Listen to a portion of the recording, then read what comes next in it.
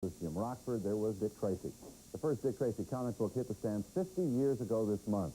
And thanks to an El Cajon company, the crime-fighting spirit of the square-jawed detective lives on. Bob Lawrence has the story. The profile is unmistakable. Dick Tracy seemed to know all the answers. He could outthink the best of the worst elements in his comic strip society. There was very little subtlety about the characters. Their names usually told you everything about their personalities. And you could quickly tell which side of the law and order issue they came down on. The comics led to motion pictures with real actors, but still the same kind of campy behavior creator Chester Gould built into his stories. Oh, I was expecting someone else.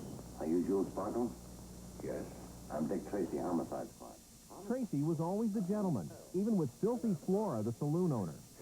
I ain't done nothing wrong, dearie. Honest, I ain't. Relax. This is purely a social call. The movies were popular, but they could never outreach the illustrated adventures, with 200 million readers weekly. Dick Tracy comic books came out 7 years after the newspaper strip. Just after World War II, a new feature was added to the Dick Tracy Sunday comics. It was called Crime Stoppers Textbook, and the advice in it is just as appropriate today as it was then. This Crime Stoppers page has what is called interesting facts. Burglaries occur at the rate of 1 a minute in the USA, so organize a stop crime unit on your block.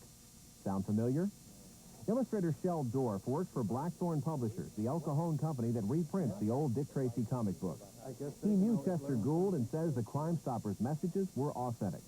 Bob, he had a retired policeman who just loved to do this research for that particular panel, and this Tiny Huntsman was his name. Now that sounds like a Dick Tracy character.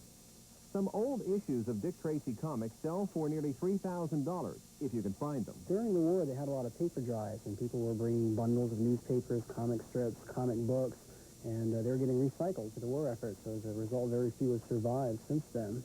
Chester Gould died a few years ago, but thanks to the Blackthorn reprints, Dick Tracy lives on. He was a showman, I think, first of all. He never grew tired of telling a story. He had even started a strip after Dick Tracy called Checkout Chickie, The Adventures of a Supermarket Checkout Girl. Checkout Chickie is yet to be published, but Dick Tracy will never die. Bob Lawrence, KNSD News, San Diego. Check out. Yeah, I think the climate's wrong for that now. No kidding. It's better than it was 10 years ago, but it's bad. I remember as a kid reading the little Crime Stopper segment in the Sunday comic. And they actually do finally have televisions that you can learn to read. Right. Well, this has been